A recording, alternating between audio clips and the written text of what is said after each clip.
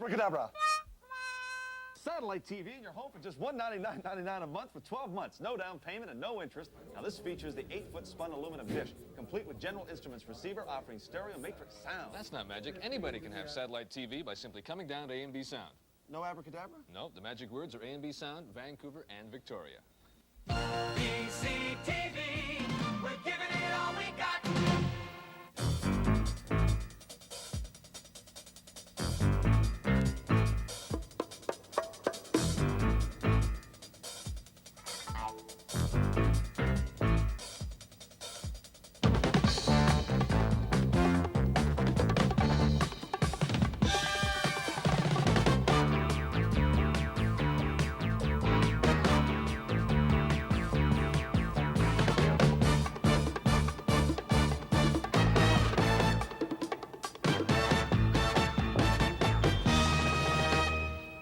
Good morning. For 4 days and 4 nights without much sleep, BC's legislators have apparently been staggering around in a daze. But this morning at dawn, in an historic move, the guillotine was applied and closure slapped on Bill 9. This was the scene just before the members came out of the House. Don Lockstead. In the morning, 6 o'clock in the morning, we have a closure motion, dictatorship in this province. To tell us specifically and precisely what happened is BC TV's Neale Adams, live from our studio in the Parliament buildings. After that, we'll be talking to one of the key figures, John Fryer of the National Union of Provincial Government Employees. And now we'll go to break.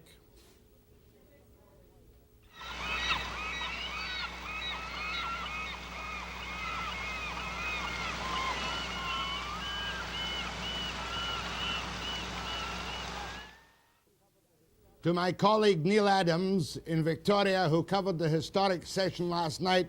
Neale, tell me precisely what happened in the application of closure, which I veritably believe is the first time in the history of British Columbia. Precisely what happened? It is indeed the first time in the history of British Columbia. That is the first time on a substantive motion.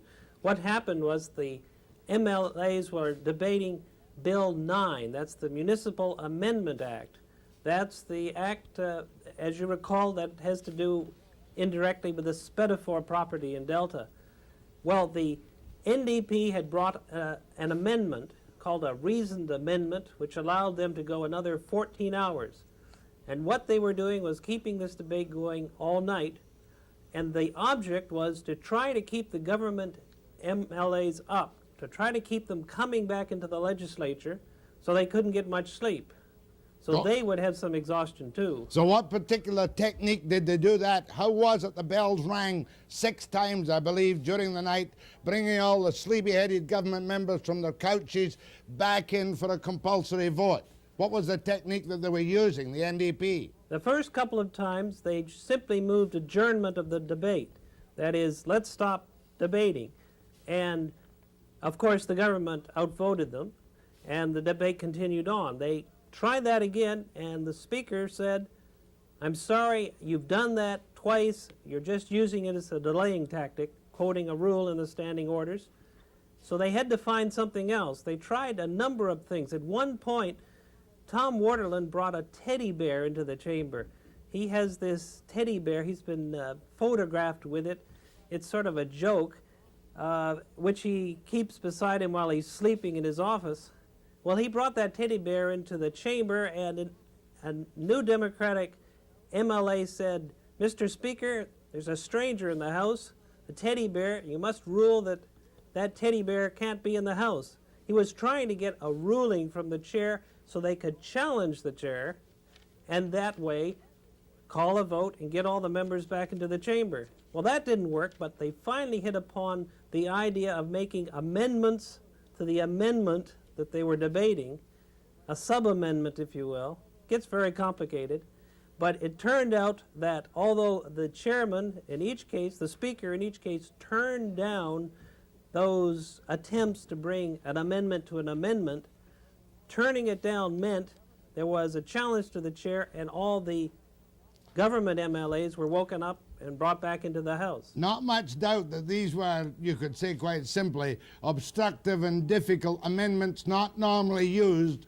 so that they could challenge the ruling of the chair, ring the bells, and bring them all tottering them up from their couches and benches again.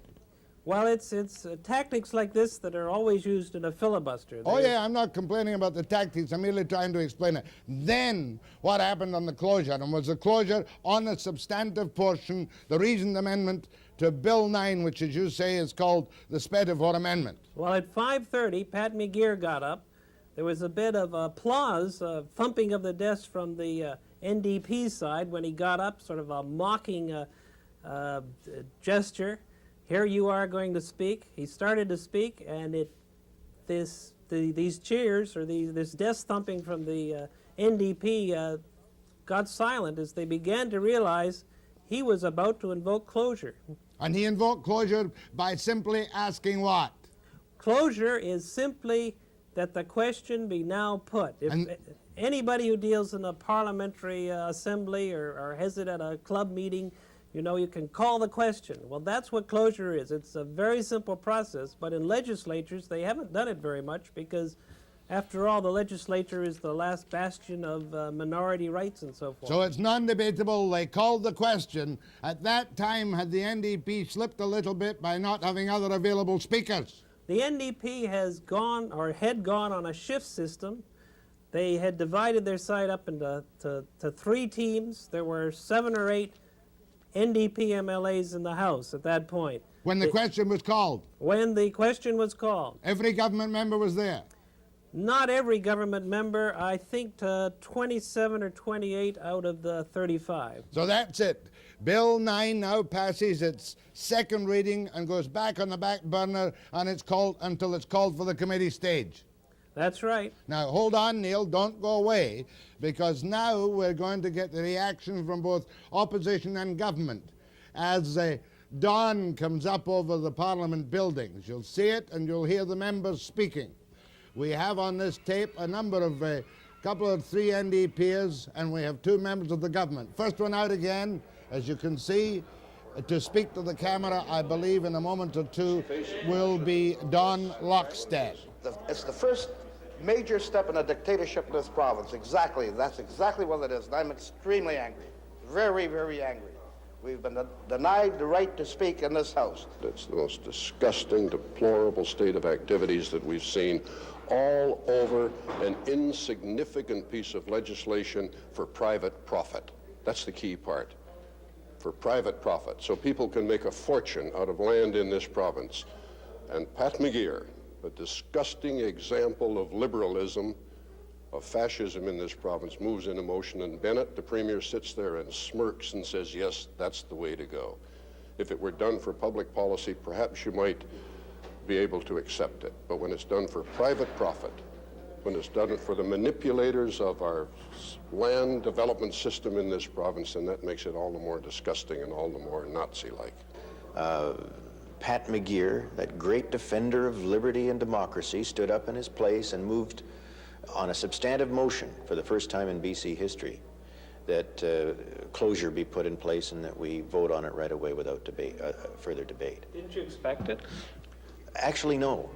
I'm quite surprised. I was of the view that this government would play it out as far as debate was concerned. We had hoped particularly that they would withdraw Bill 9.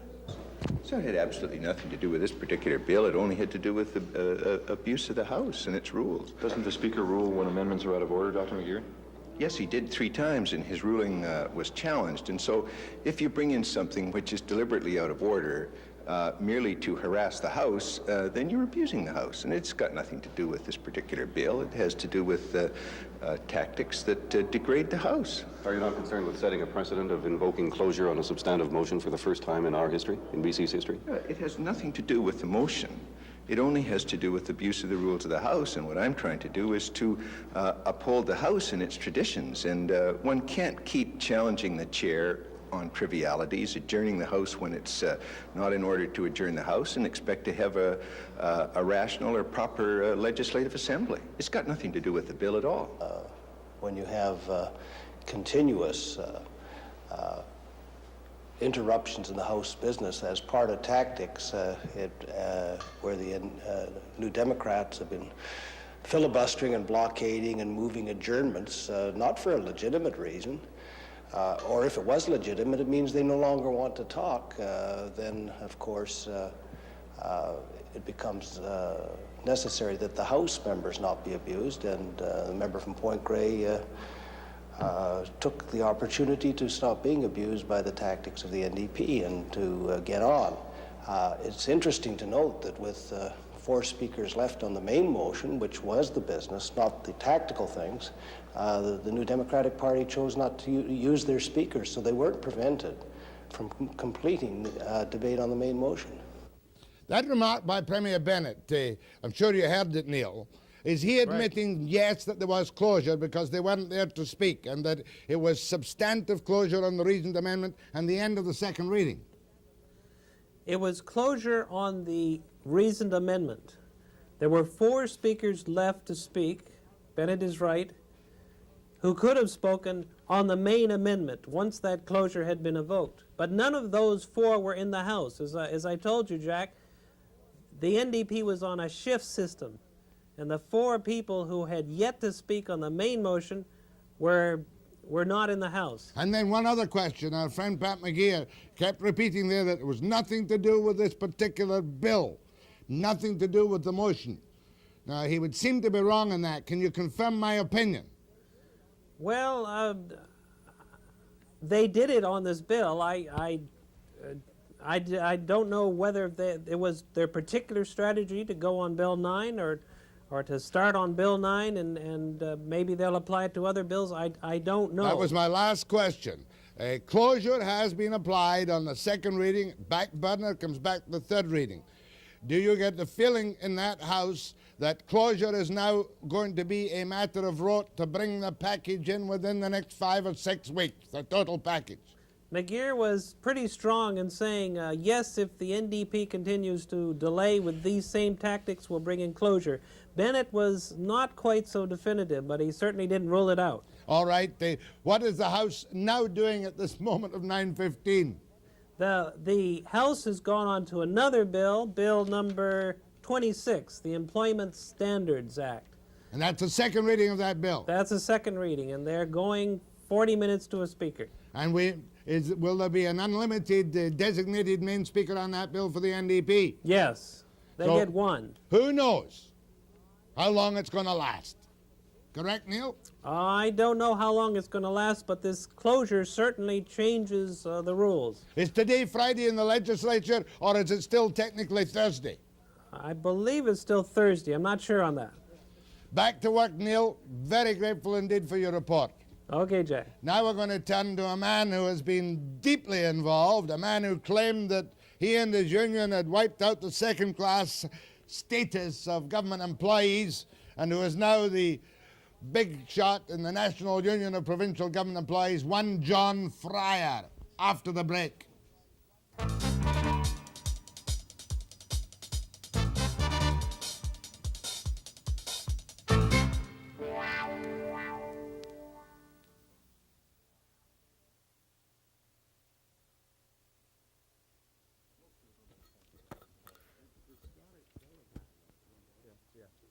Most people haven't a clue or understand that procedure.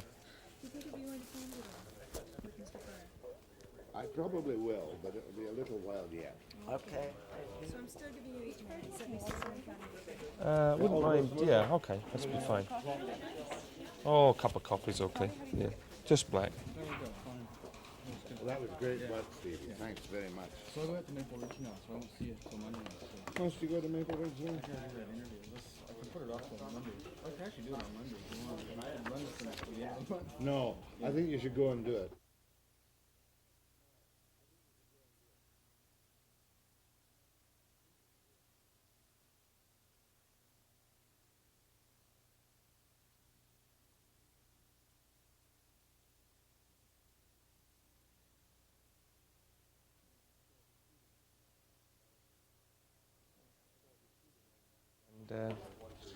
And I saw it repeated on I have an apology to make to you for that. God, somebody, I okayed the use of that bloody tape.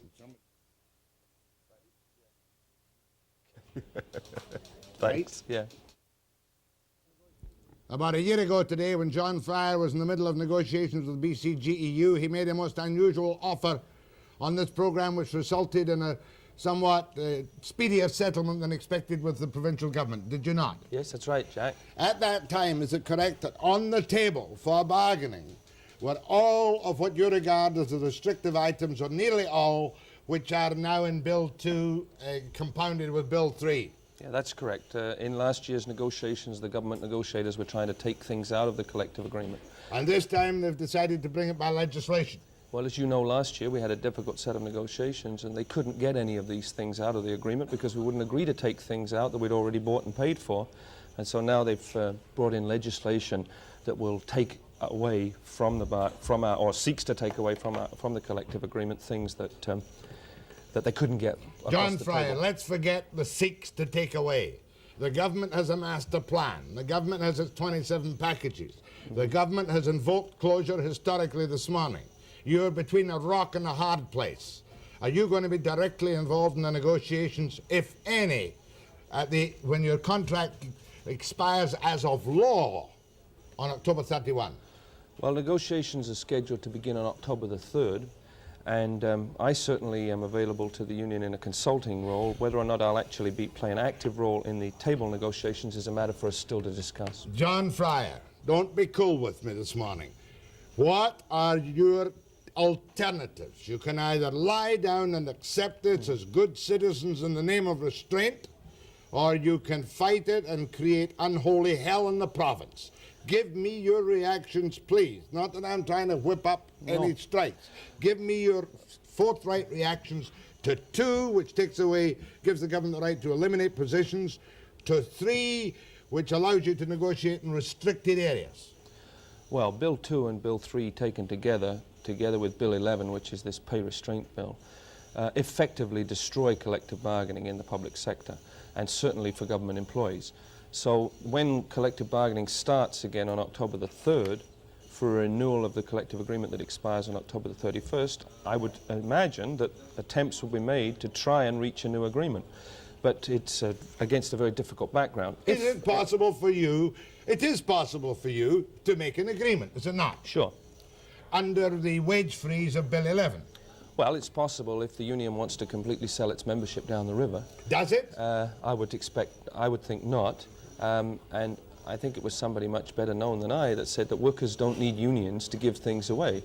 So if the bargaining committee of the BCGEU were prepared to just go to the bargaining table and gut the collective agreement, that's one thing. I know they're not prepared to do that, in which case I agree with you, there's going to be some sort of showdown. Now, specifically, what is taken out of your negotiating rights in the contract? Because I have several interpretations. Yeah. I want your interpretation of what Bill 2 specifically, allied with 3, denies you the right to negotiate. Okay, well, Bill 2, Jack, is the most important one as far as the government employees are concerned. When collective bargaining was introduced into the government service back in 1973, it came about following a commission of inquiry that was popularly known as the Higgins Commission.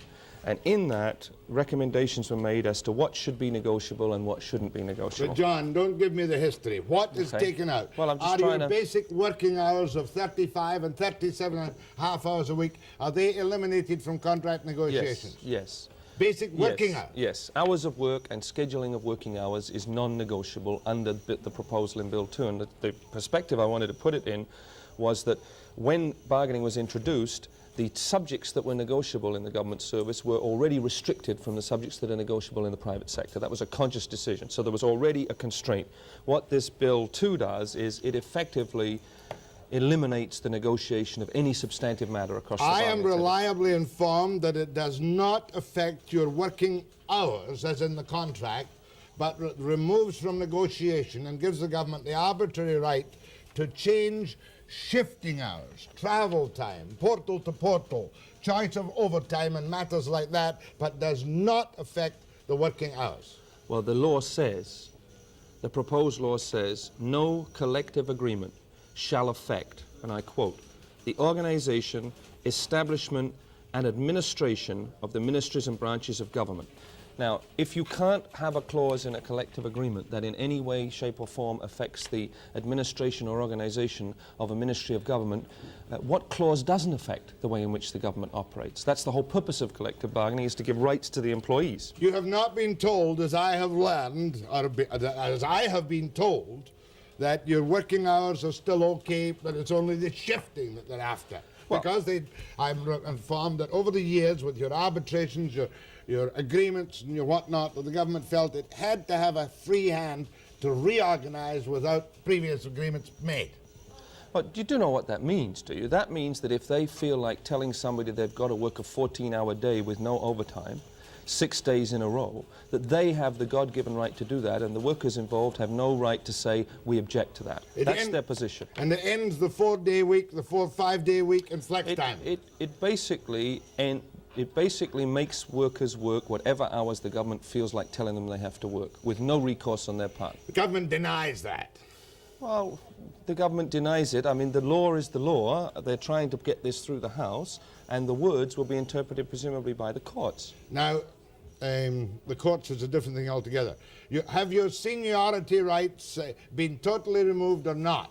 Or is there not a provision whereby you may have a say in Bill 3 you're looking for? Yeah, Bill 3 eliminates seniority rights as they exist in the current collective agreement, and as I understand it, the government plans to come down with some regulations. The regulations are not yet down. Mr. Chabot is still talking about them. Not only are they not yet down, but of course he hasn't in any way, shape or form negotiated with the BC Government Employees Union about the contents of those regulations. Mr. Fryer, you're very calm and cool, as you should be this morning, but surely you must be terrified. I don't know that emotion. Surely you must be gravely concerned. Yes, gravely concerned. And surely you must, for instance, you've got 16,000 administrative employees who are now in a legal position to strike. And the government has not taken away, even in 2 and 3, your right to strike, has it? No, that's right. I mean, the Government Employees Union has 2 bargaining units that right now are in a legal position to strike over unresolved differences arising out of the 1982 negotiations. Let me put one basic question to you, which I think influences, an attitude that influences many members of the public.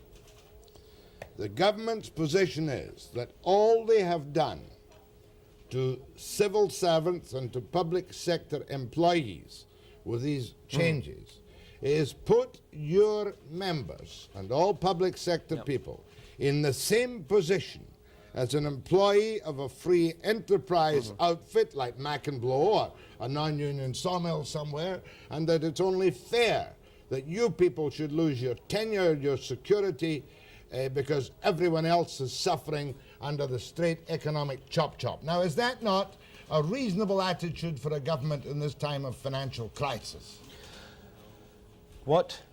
That interpretation that you've just made, which that's true, I've heard the government state, is absolutely untrue. Absolutely and categorically untrue. In the first place, there is no way, shape or form that following the passage of Bill 2, Bill 3 and Bill 11, that public sector workers in general and government employees in particular will have anything like the rights of employees in the private sector of our economy. And in fact, the Minister of Labour, or the former Federal Minister of Labour, Mr. Charles Casher, telegrammed Mr. Bob McClelland, the BC Minister of Labour, and stated categorically in that telex that government employees in the province of BC, following the passage of this legislation, will be in a worse condition than non-union workers in the private sector, that they will be in worse shape than non-union workers in the private sector. More with John Fryer of NUPG. Yeah, I'm sorry about that. You're gone forever. No, you might be back as a consultant. Yeah. After the break.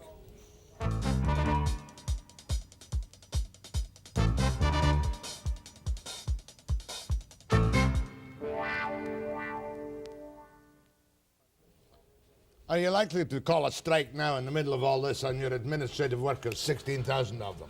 Well, that decision obviously will have to be made by the union's executive, Jack, but the situation is very tense out there, and people are beginning to say, well, we've got to fight, we've got nothing to lose. After October the 31st, we'll have nothing, so what the heck? John, what about hit lists? What about patronage appointments? What about this and that? As a good NDPer, you should be engaging in the battle against this government politically. You saw the closure this morning. You're waiting on Operation Solidarity battle. As an NDP, what do you think of this government's actions in closure, etc., etc., etc.? Well, the democratic system... Is it a dictatorship? The democratic system, I think, has been developed over many years, parliamentary democracy. And what happened on May the 5th, of course, is there was an election in the province and the government won the election. Fair and square. But, well, I would not say fair and square, because the whole point is that in winning that election, they did not place before the electorate of British Columbia that the types of things they were going to do if re-elected.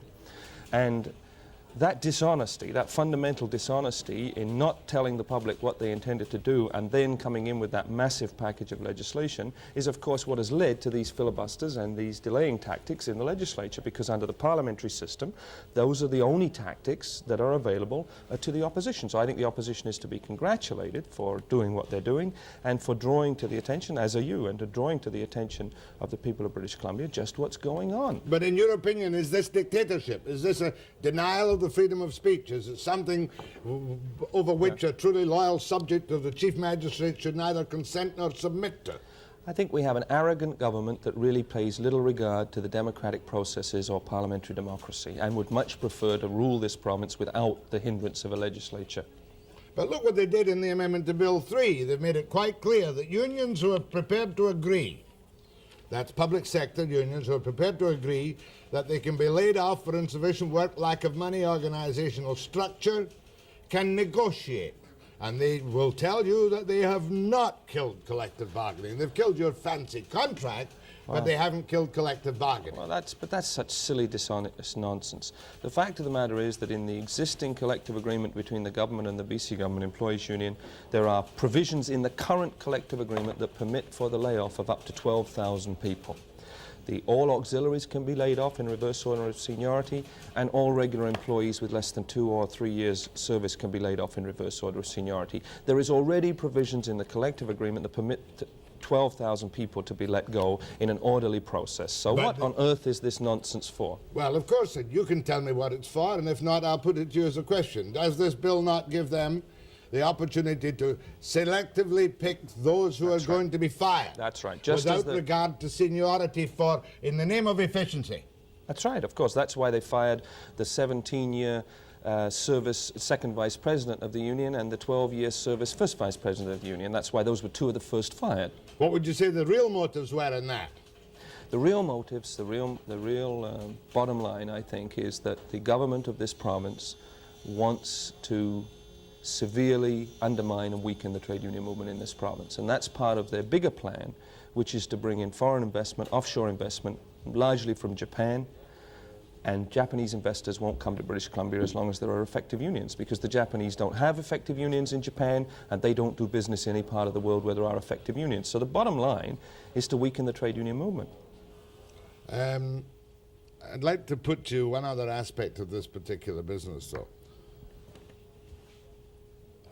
Can you tell me, please, the steps that have been taken by the CLC in Ottawa this very day, I believe? Well, in Ottawa today, or yesterday or today, the Canadian Labour Congress is filing a massive complaint with the International Labour Organization against the legislation here in British Columbia. In that telex that I referred to that was sent by the then Minister of Labour to McClelland on July 27th, the Minister of Labour said that it is clear that some of your legislation in British Columbia, proposed legislation, violates international standards that Canada as a country is a signatory to. And that's what we're complaining about. We are complaining to the International Labour Organization, which is the oldest agency of the United Nations, been in existence since 1919, that many of the internationally accepted standards for collective bargaining and the rights of working people are being violated by the legislation proposed in this province. You don't really seriously expect any assistance, or you don't expect the provincial government to bow to the dictates of a federal government on legislation they pass with a clear mandate in BC. Well, the fact of the matter is, though, Jack, that all these international conventions on labour standards are signed by the Government of Canada, the federal government, on behalf of the provinces, and none of them are signed until all the provinces have agreed. So, in other words, in the past, the province of British Columbia has agreed to these standards and to be bound by these standards. So now this government is reneging on those previous commitments and is going to be placed in the same sort of box with Chile and Poland and all these other countries that violate labour standards, and the complaint is going forward to Geneva as of this moment. Is solidarity falling apart, as some observers feel? Well, I can't answer that, and but I don't think it is. It doesn't seem that way to me. It's never easy to bring together a loose-knit coalition of various groups within society that normally don't have a great deal to do with each other, but I think the whole solidarity movement in this province has been a great success in that regard. So, no, I don't see that it's falling apart. Do you support a general strike if this legislation is passed as a package, with or without the use of closure over the next few months? Well, I would hope that it won't have to come to that. I would hope that there's still room for discussions to take place between the government and the groups that are affected by their legislation. And I think the wisest thing that the government could do is put a hold on this whole legislative process and this charade that they're making of democracy over in Victoria, and sit down with the affected groups and try and work things out. Why they haven't done that from the outset is beyond me. I mean, once they ran into the furor that they ran into, it seems to me that the intelligent thing to do is to take that second look and say, well, wait a minute, then let's sit down with the groups involved. They have chosen not to do that. You don't think that'll happen, do you? As a practical observer of the scene in British Columbia. Well, I would... 1.6 billion deficit. The government's determination on the long haul to balance budgets. Yes, but, you know, you say 1.6 billion deficit. That budget increases spending by 12%. So what has it got to do with the restraint? I mean, this is a whole phony program that is being foisted on the people of this province, and at some point in time, something is going to happen. And by that, I guess you think that there may be some sort of general work stoppage. I don't know if it'll come to that. I'm not encouraging a general work stoppage. I'm asking because it has been raised. Now, I've got a couple of questions. I want to take some phone calls to you. John Fryer after the break.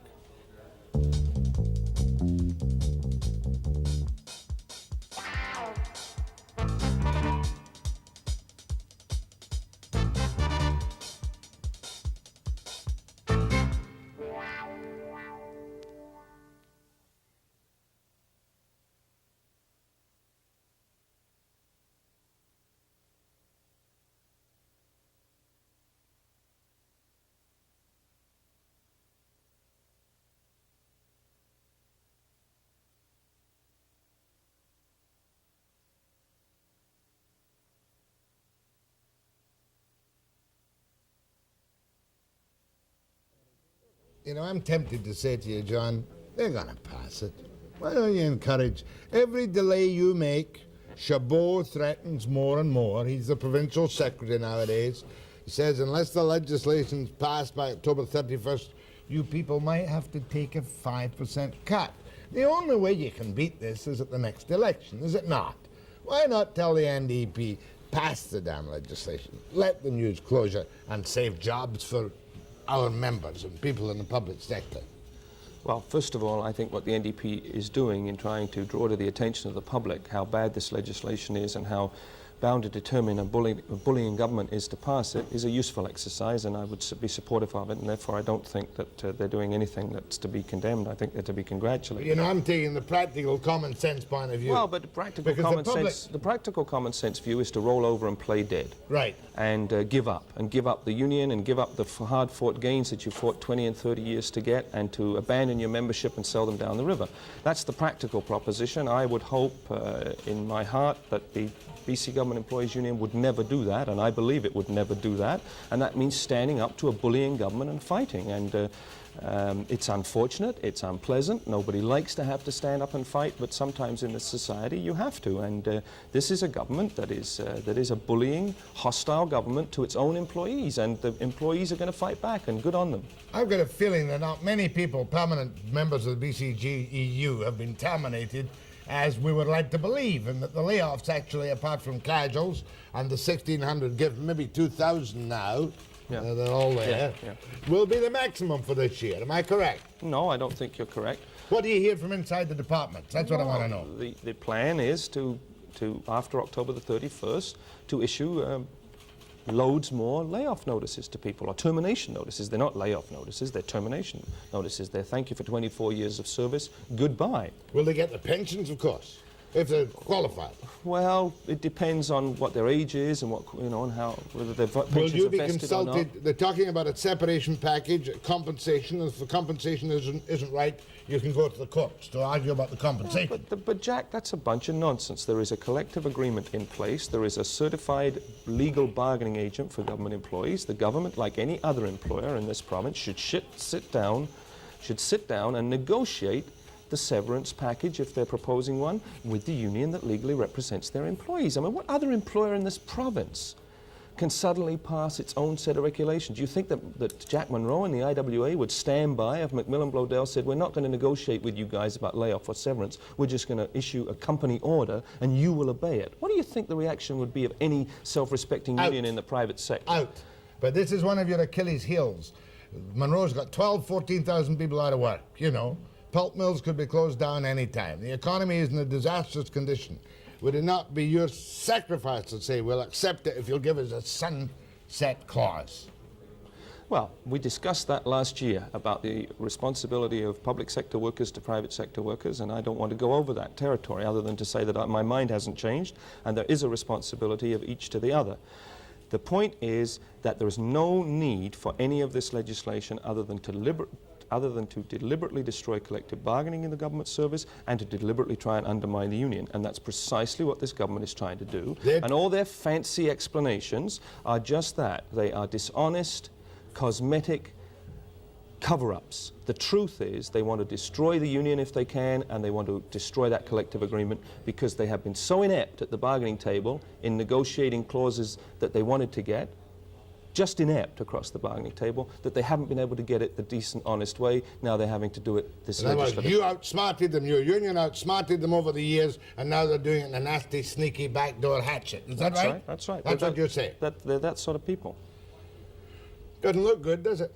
It looks very difficult and very dangerous, I think. You going to meet Chabot? Well, I would hope so. I would love to have an opportunity to meet Mr. Chabot across the table so I could explain to him a little bit about a background to the collective bargaining in the public service. I don't think he knows very much about it. 25% of each department is still going to get the job? Well, that's what the government says. The numbers game? Well, that's what the government says. Save a lot of money? Well, you save some money when you get rid of employees, but what about the programs that they're providing? Those programs are necessary to the people of this province, so they have to be provided by somebody. John, if we can't afford them, we can't buy them, can we? Who can't afford them? If the government says it hasn't got the money, what the devil are they to do if they're not prepared to borrow? To provide programs? Yeah. They cut them. But the point is, Jack, which programs do they cut?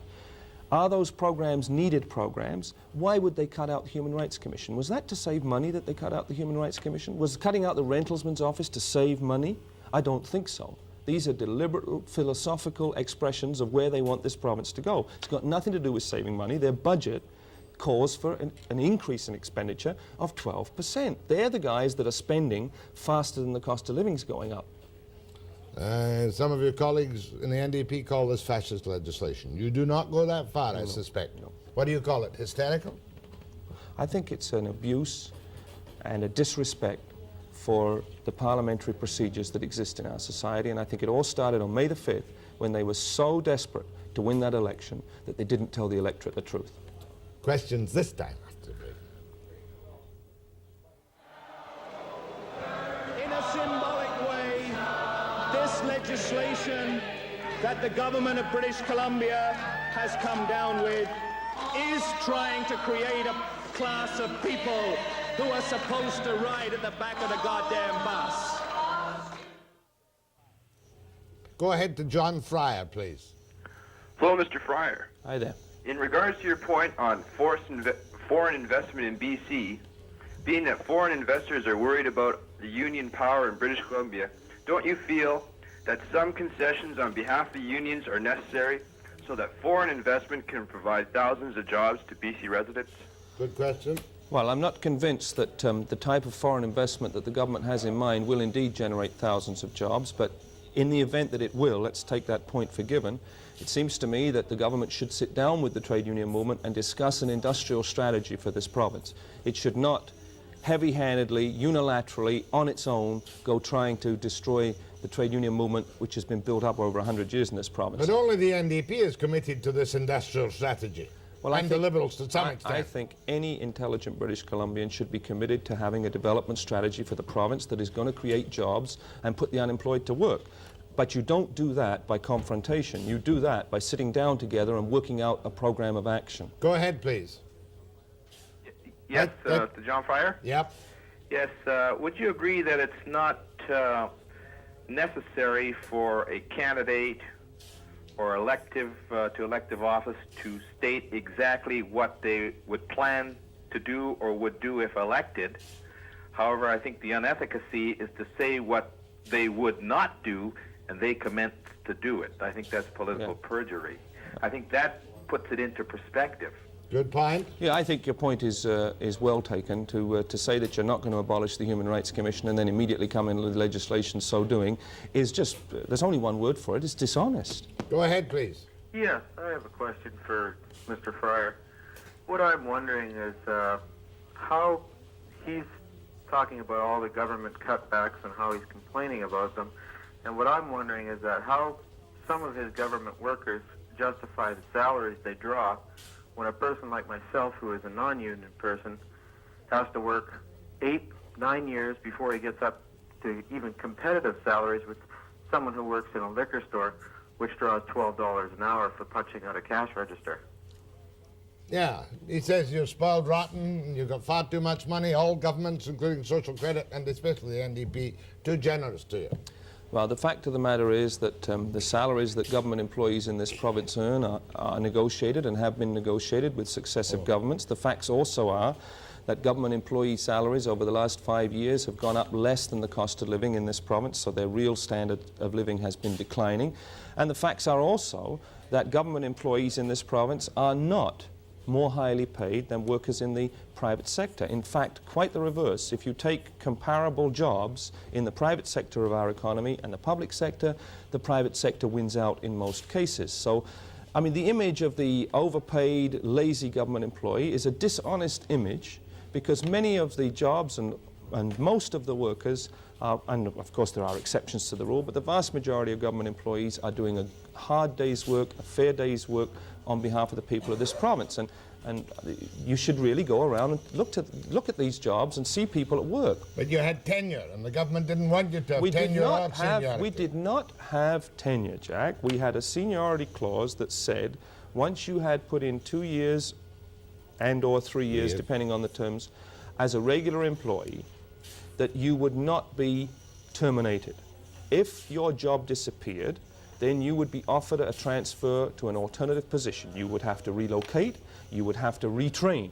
But before they hire people off the street, they owe the job opportunities first to current government employees. That was a degree of job security, that is true, and traditionally the civil service has always had a fairly high degree of job security, and for that we earn slightly less wages than people in the private sector. Mr. Bennett, of course, wants to demonstrate to every government across the country that it is possible to take away this job security and cut as wished to meet budgetary costs. Am I correct? I think he is trying to make a reputation for himself. Hold on, please. Go ahead from Prince George. Yes, Mr. Fryer, you stated that Mr. Bennett's legislation was designed to erode the power of unions. Yeah. And I believe that you are probably correct, and I congratulate the government on this matter. You have far too much power. Well, that's just factually not true. The society in which we live recognizes, and has done for many years, the right of working people to join together in a union and to deal as a collective group with their employer in setting wages and working conditions. That's all we've done, and the fact remains that in the balance between the employer groups in our society and the employee groups, the cards are nearly all stacked in favour of the employer at the present time and have been for many years. From Vernon, BC, go ahead, please. Yes, good morning, Jack. Good morning, Mr. Fryer. Morning. I would like Mr. Fryer to explain how the elimination of the Employment Standards Act for people with collective agreements, covered by collective agreements, would affect unions, and especially affect his union, which evidently will looks like it will have such a restricted collective agreement. Yeah, the Act, I don't think, really will affect the BC Government Employees Union very much. But what this Act is going to do is it's going to say that if in a collective agreement you have a provision which is not as good as the minimum legal standards set by the Fair Employment Standards Act, that is okay. That in other words, that people in the union are not entitled to the same as people who aren't in the union working outside. A case arose a little while ago, and we were involved. Well, I can explain a simple case. The government changed the maternity leave regulations a little while ago, and in the case of our own union, I recall that for some of our members, the provisions of our collective agreement weren't quite as good as the new legislative standards, so we upgraded it immediately. And what this Act does is it basically says that a person who's in a union and covered by a collective agreement will enjoy less favourable standards on certain issues than people who are in a non-union environment outside. Well, let me put it even clearer, that where a union, especially a weak union, makes an agreement, we'll say, on maternity leave provisions.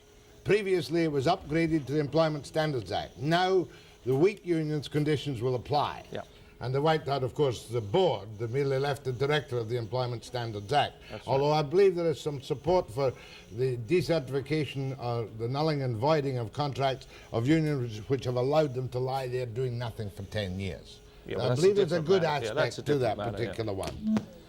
Go ahead, please. Good morning, Jack. Before I begin, perhaps you might want to write this down and ask the next social credit member that you talk to, ask them what 5 or 6, I can't remember how many, but there's 5 or 6 Winnebagos sitting at Valley View Hospital collecting dust. And they're all licensed and everything. I'm sure they must have insurance on them. Just ask them what they are doing there. But anyway, I work for the government, and I'm an auxiliary employee. And I have, since I started, like I got laid off from private enterprise, and since I started working for the government, I've had less protection because I'm an auxiliary employee, which means I can get laid off anytime I want or anytime they wish. And just, I had to work a year before I even got any benefits, and sick benefits or anything like that.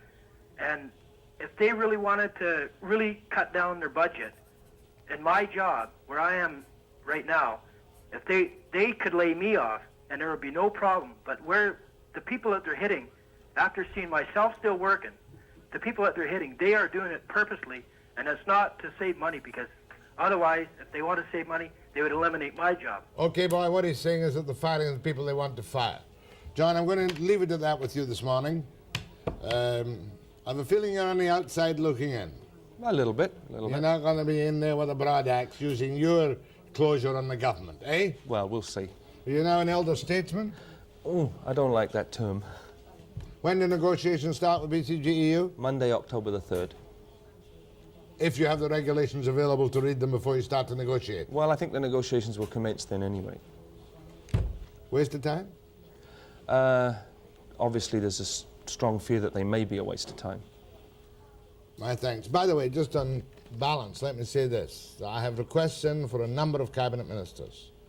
Mr. Chabot, for a start, Premier Bennett, since the very beginning, and a couple of others. And I'm very anxious indeed to present their views on closure and interpretation of the acts. I've had Bob McClellan and a few others on, waiting anxiously for the Premier to come on the programme, should he so wish. But not after this break. After this break, I'm going to deal with the crisis in the colleges. Thank you. Take it away.